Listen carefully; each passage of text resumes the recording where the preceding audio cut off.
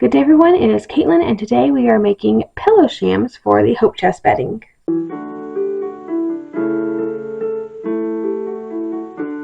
Hello and welcome. So we are going to make some pillowcases today for the Hope Chest bedding. So just kind of as a recap, this isn't necessarily a historical project, this is mostly me doing a historical thing, but for a modern setting. So occasionally in some cultures, make up a hope chest of things that they were going to take with them to their weddings. Sometimes they start this like even before engagement, just kind of growing up is, hopeful of the future. So we're going to make bedding, but for my modern life. So some of them are historically inspired and others are kind of made up. So like the sheets, we did 2 flat sheets instead of a fitted sheet and a flat sheet because I kind of like that concept. And it's a lot easier to store and to put on a flat sheet than it is to fit on a fitted sheet. And the coverlets are going to be, mostly historical, but for the pillows we're doing something a little bit different. So we already made pillowcases with the sheets that match the sheets and they have the lace on them. We are going to make some pillow shams. And I have this fabric and it's a black and white, but it does have some brown in there. And I was hoping this would bring out and better coordinate the brown of the coverlet, since the coverlet has brown, the one we're using currently. It does not, so the coverlet still looks very weird. I think everything else looks great together. The coverlet looks very strange, but that will be fixed when I make my new coverlet like we discussed last month. Anyway, we're going to go ahead and make the pillow shams and a decorative pillow. So let's go ahead and get started. So I'm making queen size pillows and we're going to make 2 of them. So queen size pillows are 20 inches by 30 inches. So we're going to start with just kind of evening up. I really need to sharpen these scissors. Let's see if this is woven pretty straight. I think it is. Oops.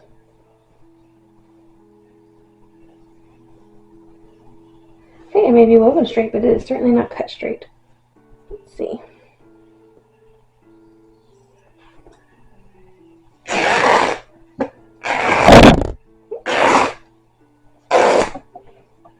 Okay.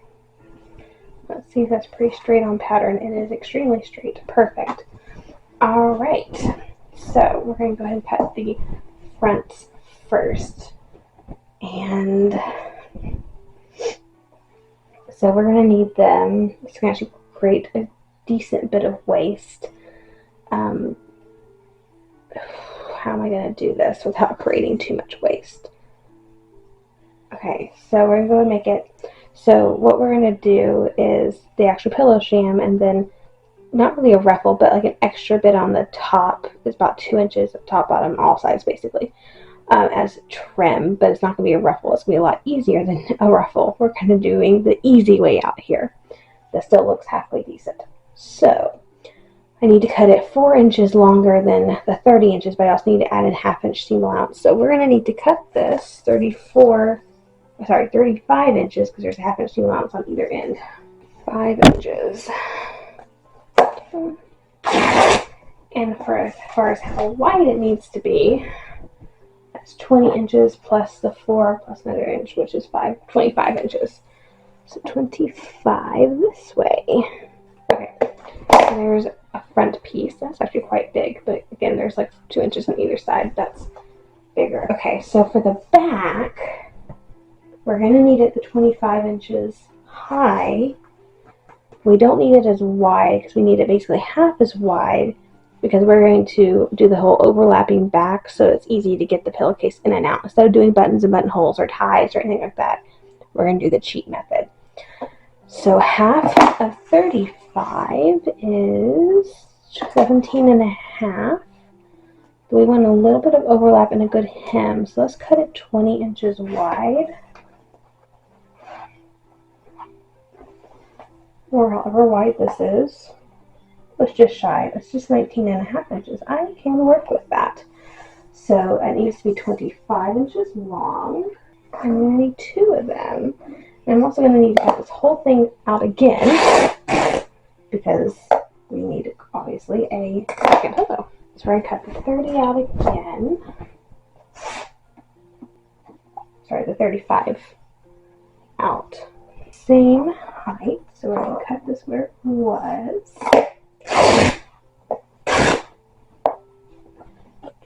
There's the... Oh, I trimmed that one a little too far. That's going to make my life a little bit difficult in just a second. Okay, so I have 2 fronts and 1 back out of the 4 that I need. So however wide that is fine. And we're doing the 25 inches.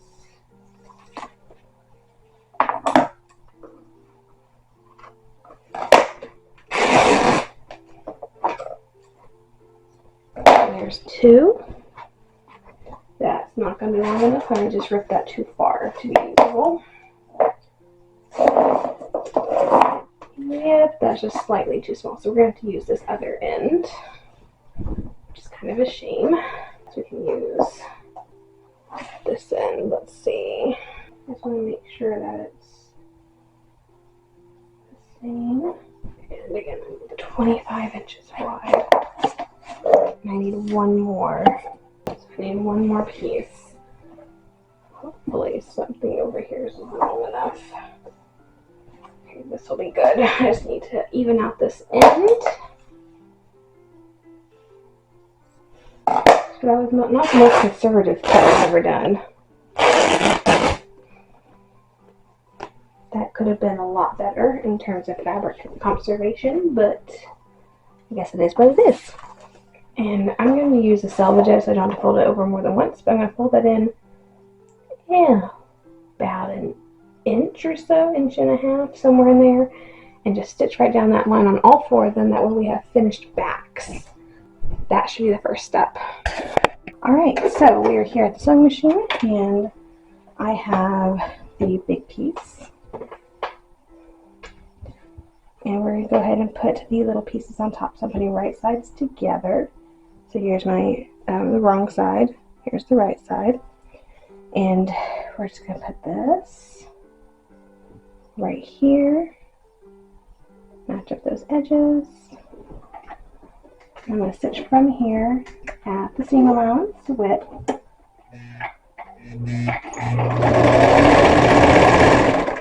Go all the way down the short side. Okay, as we get close to the end, we're going to add on the second piece.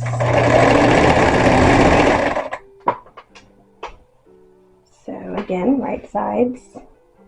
I'm going to match up this end because this is the important end back over here, because this part actually overlaps.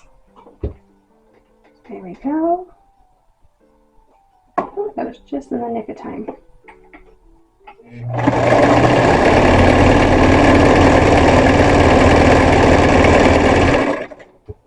This one went over the other one. So I'm going to put that down, put this over that.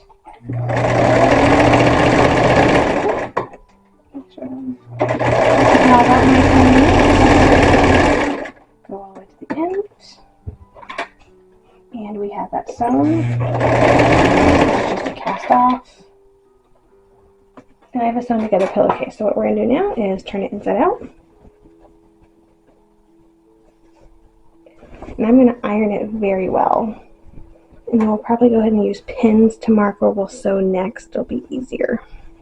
Alright, so different setup. We're at my mom's house because Rhett and I are house sitting for them while they were on a camping trip. So we are going to work on my mother's sewing room today.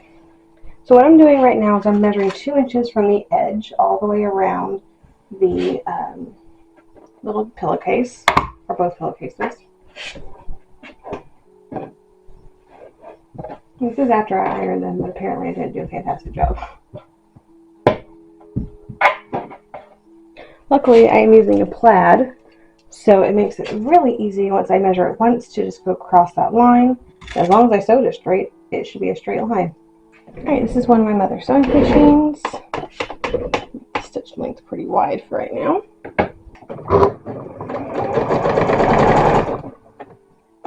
This is the machine I used to do all my 4-H projects on. So This is one of the first sewing machines I remember working on for sewing projects.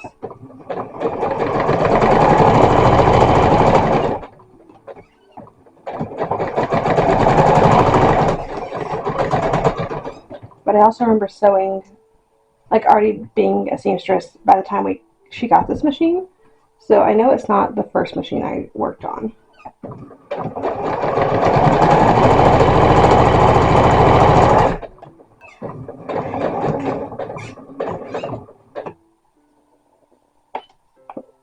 That one. Okay. I guess it is like the thread matches and it really doesn't, but it's okay because we're about to cover this anyway.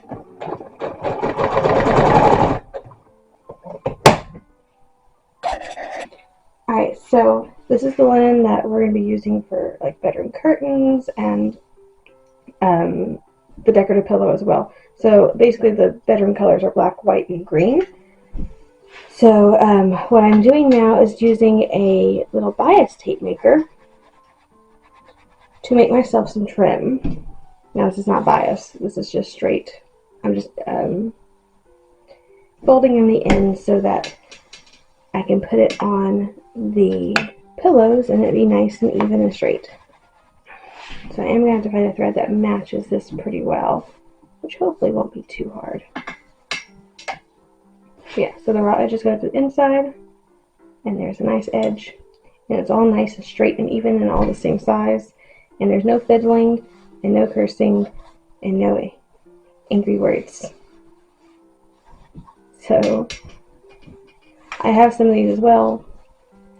I have them several sizes. She has 3 sizes, so I think this is the 1/2 inch size, and she has like 1 inch and 1 1/2 inches. So they do come in packs, and they are so nice. Okay, so now I'm ready to stitch this onto the pillows. Alright, so I'm stitching on the little trim. So I did one side just around the edge, and I'm doing the other end as well.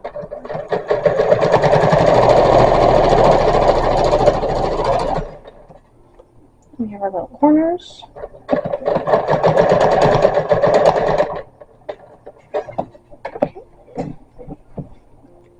Alright, one more of these to do, and I can move on to the next one. Alright, we're over here working on the second one, finishing it up, the last little step.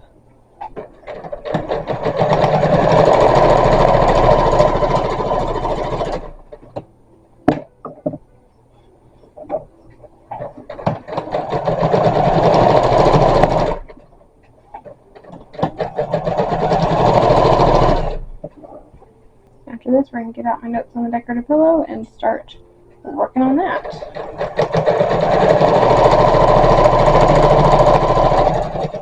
Alright, we are now working on the linen decorative pillow. So it's going to be a bolstered pillow, so one of the round ones that, I guess they're cylinder shaped really, so the cylinder pillows. Alright, sorry the camera died for a second, but we got it back going, so I'm just kind of trying to get this dried off a little bit.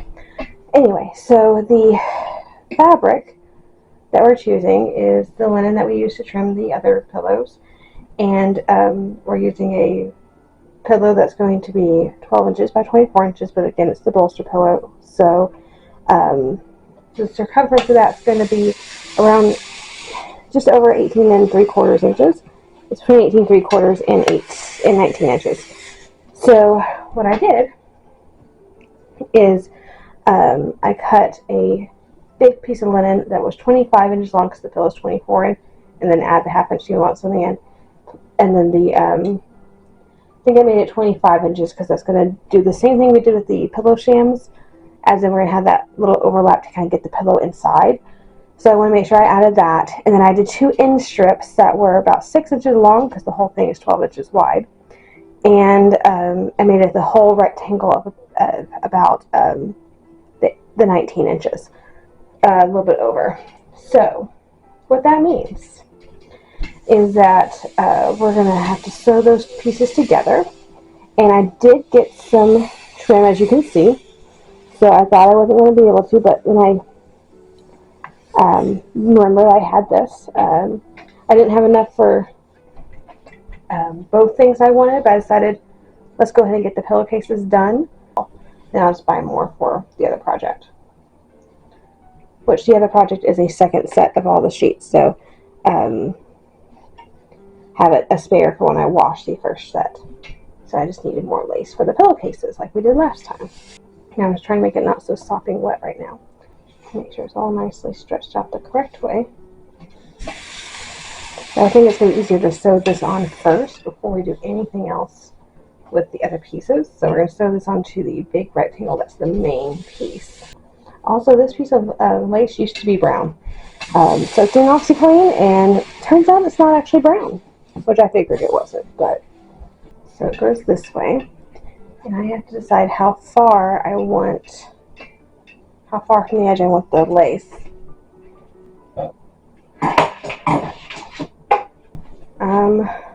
Do 2 inches maybe, which would be 1.5 inches once the seam allowance is taken up. Or just do 2 straight inches. I think I'm going to do 2.5 inches. That way it's 2 inches when after I take the seam allowance.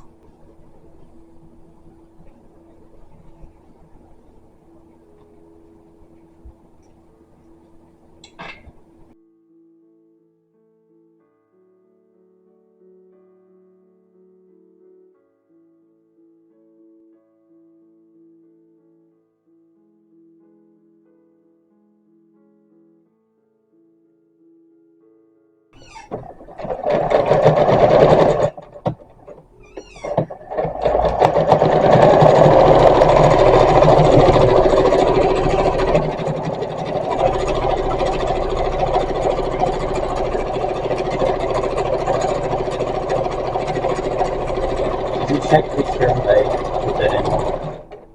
It's working. Okay.